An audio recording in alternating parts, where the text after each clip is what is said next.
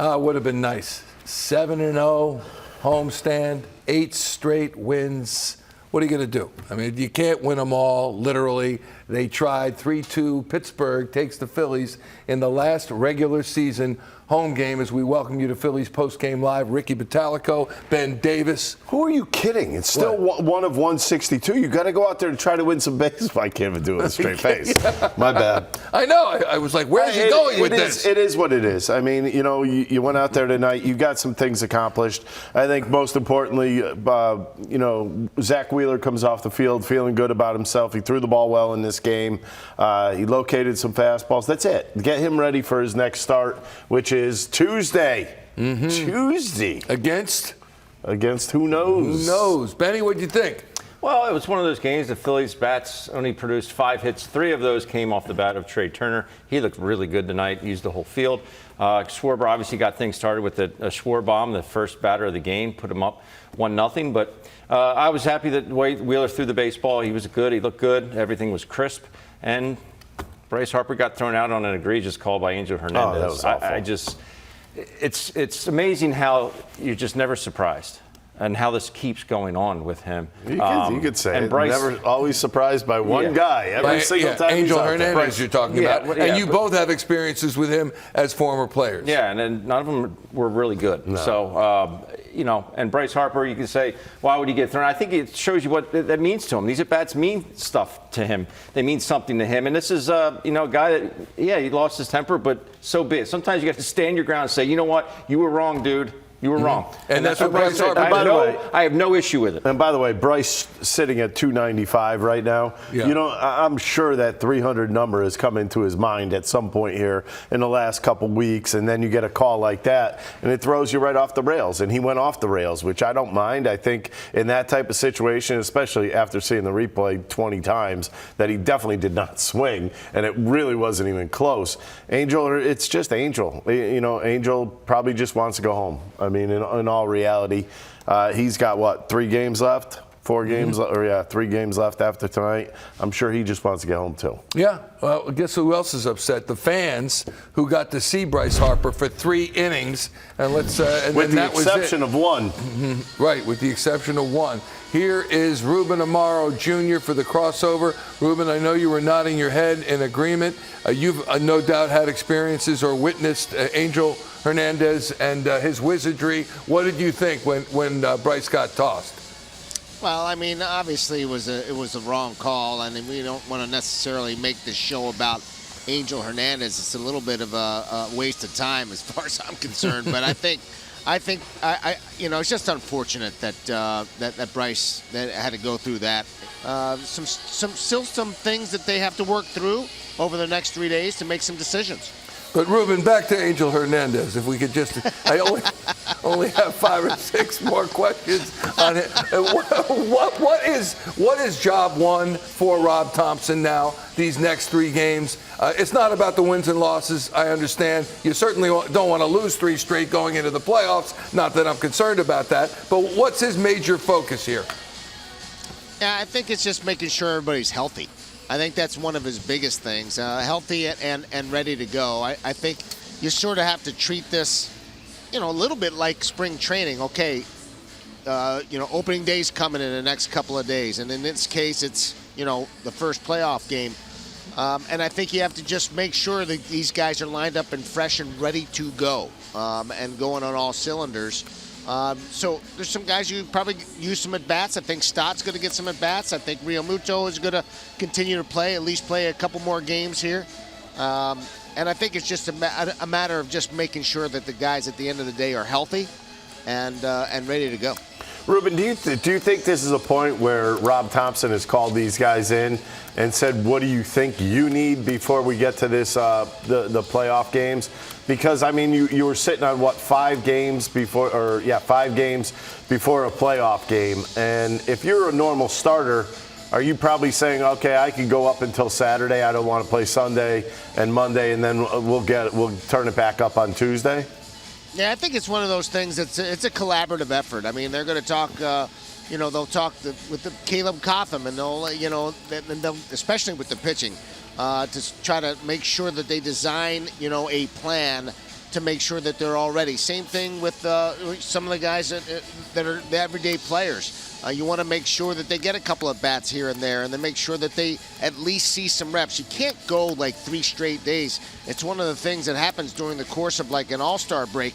It's kind of tough to get right back into it. You know, you're facing like the best arms in the world, and so you want to make sure that you're sharp and you're seeing pitches. You really can't simulate that unless you're playing baseball games. So I would imagine that, you know, all the starters will get some at bats and get some reps to make sure that they're sharp and ready to go. Speaking of Michael Lorenzen, moving to the bullpen, I saw some good things out of him tonight. When he was starting, he was anywhere from 92 to 94, pretty much averaging. Tonight, he was 97, 98. It's pretty much the difference knowing that, hey, I can go in and empty the tank for this 1 inning, possibly 2 innings. Yeah, and I think it's a little bit of a double-edged sword because he does have that velocity, but he also, there are times when he kind of overthrows at times and he doesn't, he's not commanding things. You know, he kind of spins off a little bit. But, hey, that's a big arm back there, and if he can command his fastball and then utilize that changeup to me is a weapon, especially against left-handers. And when he's got that type of velocity and you're throwing a pitch 10 to 12 miles an hour slower than that with the kind of movement that he creates, it can be a real weapon, but he's got to be able to throw strikes with that fastball and command it. And if he can do that, you know, and he's done it in the past. It's not like it's his first rodeo. He pretty much did it for his first 5 or 6 years of his career. So it's not foreign to him. But it is a little different because he really hasn't played a whole lot of playoff baseball. With regard to rosters going forward in round 1 versus 2 and 3 in World Series, how does that work? And for example, Taijuan Walker, there's speculation that he might be left off the first round roster. You can do that round by round? Yeah, I think you pretty much can do it round by round. I'm not sure if they've changed the rules recently. That if you were left off one, you have to be left off the next one. I do believe that that you can basically change your rosters from round to round. That's at least my understanding of how it goes.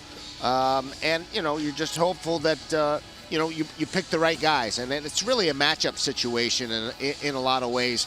How what pitchers are you going to need in certain situations, how Rob Thomson would utilize them. It's something, again, it's a collaboration between Dave Dombrowski and the coaching staff, trying to figure out exactly what's the best matchup and what are the best 26 players they can put on the field so that they're prepared for battle. Got it. All right, my friend. We'll check you from New York tomorrow through the weekend and onward into the playoffs. Thanks, Ruben. Safe train ride. Sounds good, guys. Okay, guys. Safe train ride. All right, buddy. Ruben Amaro Jr. in the booth. And we are back here in the studio. We were in the booth. I thought that was. Well, at least you were in the booth. Well, you know what? Sometimes you just got to speak up. Stand up and be. Yeah, take charge, Rick. You really do. You really do. Otherwise, I would have been pushed off to the side. You know what I mean? Anyway, let's talk a little bit about Zach because he was Wheeler. I don't care what anybody says. If he goes to a 0-2, 1-2 count, you can bet your butt that one of those next 2 pitches is going to be a fastball elevated. It's got to be at just the right, height.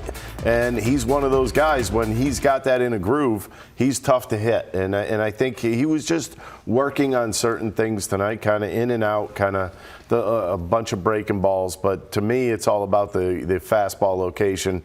And we saw the velocity up 97 miles an hour tonight at times. So everything's a bonus in this game. And you're looking at the pitches, 67 pitches, 45 of those were strikes. He had 13 swings and misses. That's a high number for only throwing 67 pitches. So, yeah, some very good signs. Threw a few more sweepers tonight, which is in between his curveball and his slider. So it's not as hard as the slider, and it's a little bit faster than the curveball. So you mean a slurve? Yeah, exactly. But it was a good pitch for him tonight, and maybe that's something he wants to implement maybe a little bit more moving into the playoffs. So Phillies go down 3-2 to Pittsburgh. 7-game win streak is over. They are 49-32 for the home slate this season, 2023. 6-1 homestand, 8-2 in their last 10 games, and their record is 89-70. They still can get, probably will get that 90 90th win. Here's Rob Thomson post-game on this night. Angel Hernandez give you any explanation for what he saw on that? He just said he swung, but after the play, I looked down because I can't even imagine why they even checked. I was kind of surprised. So, I didn't think he went. Obviously, umping is not an easy job, but No. does there need to be more accountability for guys that have had that type of reputation for 25 or 30 years as umpire? Yeah, I don't know what goes on behind closed doors. I don't know what happens between the league and the umpires, so I can't really comment on that. Bryce made some kid's night tossing the helmet into the stands. I mean, what did you make of the helmet toss? And There was some distance to it, for sure. He's an emotional guy, and he wants to perform. He wants to win, and sometimes it comes out like that. So. He ended up signing the helmet, so how cool do you think it is that that young fan ended up not only getting the helmet, getting the signed helmet, and he had on Bryce's powder blue number 3 jersey? Oh, is that right? Yeah. That's pretty cool, I guess. What did you see out of Lorenzen tonight, out of the pen? Okay. He used his changeup. He threw strikes. He hit 98 at one point. So the stuff was okay. He got dinged a little bit. The walk kind of hurt him, but I thought he just keeps getting better here. Good. Nice little tune-up, 67 pitches or something like that. Walk, 5 strikeouts. We were maxing him out at 75 pitches, so didn't want to send him back out for another up. So he came out of it clean. He came out of it healthy, and that's what really matters. With Bryce, I guess, even though this game didn't have a whole lot of meaning to it, he doesn't, it's hard for him to get out of that mindset once he gets Oh, in yeah. there. Well, he competes, man. He wants to do well. It doesn't matter what the game state is. Doesn't matter if you're in it or out of it. It doesn't matter. He wants to do well. Were you a little nervous when you started charging out at Angel? Yeah, a little bit, and I couldn't quite get there in time. My speed's gone backwards in the last few years. Did you see anything encouraging from Kimbrel? I think there's. Yeah, he's good. In the last outing, as I said today, I thought he was good. So curveball looks good. Threw strikes, 96. That's him. So it's good. Are Saturday and Sunday lined up to be like bullpen days? Potentially, yeah. I won't have a starter until after tomorrow night's game. Sorry about that. I know the goal for this weekend is to get out of there completely healthy with no issues. But the next time that you have a game here, be Tuesday, game 1, how much are you looking forward to this place being packed and the atmosphere that you always talk about? Yeah, I mean, I'm real excited for it, and I'm excited for the guys that have been through it, and particularly the guys who haven't been through it. 3 million people came through the gates this year, and that tells you a lot about our fan base, and they are extremely passionate, and they will be, I'm sure, they will be on fire Tuesday night. I'm expecting another 4 hours of hell for the other team, and well, now it's probably going to be 3 to 3.5 with the pitch clock. Hell's hell. Yeah.